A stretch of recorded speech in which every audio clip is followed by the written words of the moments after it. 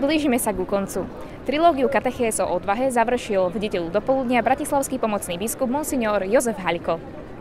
Ja som dostal tému odvaha byť mladým teraz. Mladosť je dar pre druhých a zároveň je otvorenosť prijímať dar od druhých, prípadne tých, ktorí sú starší a skúsenejší. To je ako s nádychom a výdychom. Ja myslím, že to, čo tu dnes a v tieto dni zažijeme, je taký veľký nádych niečoho veľmi pozitívneho pre všetkých, ale určite úlohou, a to je logika lásky, že to, čo máme vzácne, to chceme zároveň odovzdávať ďalej a obohatiť tým aj druhých ľudí. Takže toto bude nádych a potom bude dlhý výdych toho, čo sme tu nadýchali, čo sme tu načerpali.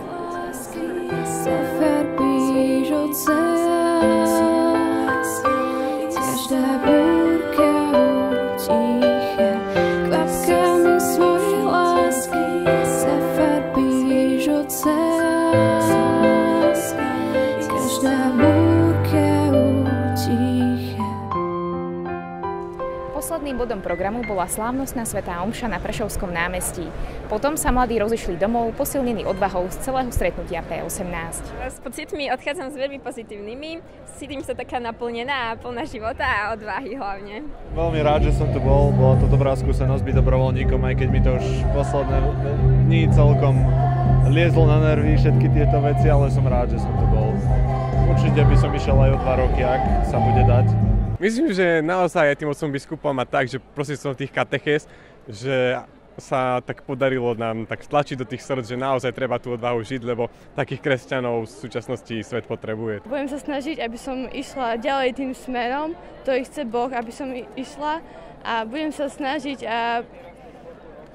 aby ten cieľ som naplnila a aby bol na mňa pyšný. Ja by som sa chcela vlastne zamerať viac na oblasť, kde pro-life a tak vlastne tak viac zasadzovať za život, kde som bola aj v našom po obede angažovanosti, ktoré sme mali tu.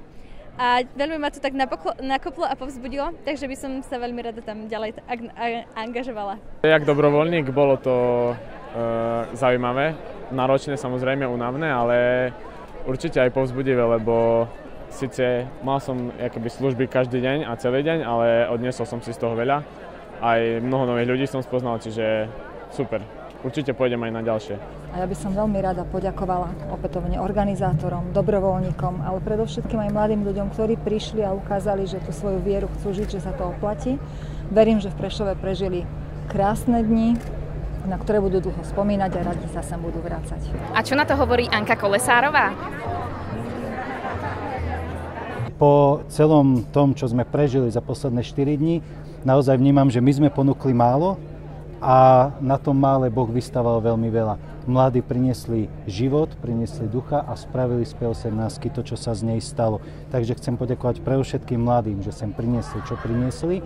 Tí, ktorí prichádzali a dali si tú námahu prísť do Prešova, chcem im poďakovať za to, že obetovali kus voľného prázdninového času. Nie je to samozrejmosť dnes, pretože mladí ľudia už si hľadajú svoj vlastný program. A odkaz nech si odnesú z Prešova, čo ich podrží v každodennom živote, pri naozaj správnych zásadách kresťanského života a čo ich podrží aj v každodennom živote, možno plnom aj nejakých problémov, ťažkostí, ktoré prichádzajú i do života mladého človeka, ale predovšetkým tej posily, ktorú mladý človek potrebuje zo spoločenstva, uprostred ktorého je Kristus. Ja som len vďačný Pánu Bohu za všetkých tých mladých, ktorí sem prišli a ktorých podporujú, že nemohli sem prísť, že aj svojou prítomnosťou chcú vlastne deklarovať, toto sú naše hodnoty a my sa k ním aj takto otvorene hlásime a my ich chceme aj potom realizovať v živote, takže týmto všetkým mladým držím palce a samozrejme žehnám. A čo bude ďalej? No predsa dobrodružná plavba do Panamy už o pol roka. Svätý Otec všetkých prekvapil v tom Krakove, keď zrazu zaznel, že Panama. Tak ja verím, že napriek tomu, že to je v januári, lebo tá krajina si to inokedy nemôže dovoliť kvôli dažďovým problémom a problémom s vodou. Ja verím, že zažijeme taký príval Ducha Svätého, tak všetkých, ktorí sa náhodou ešte neprihlásili a koketujú s touto myšlienkou, tak ich srdečne pozývam, že určite sa tie investície vrátia a námaha a obety spojené s cestou a s pobytom na náročných Svetových dňoch mládeže budú určite stonásobne vynahradené a korunované niečím krajším. Takže srdečne pozývam.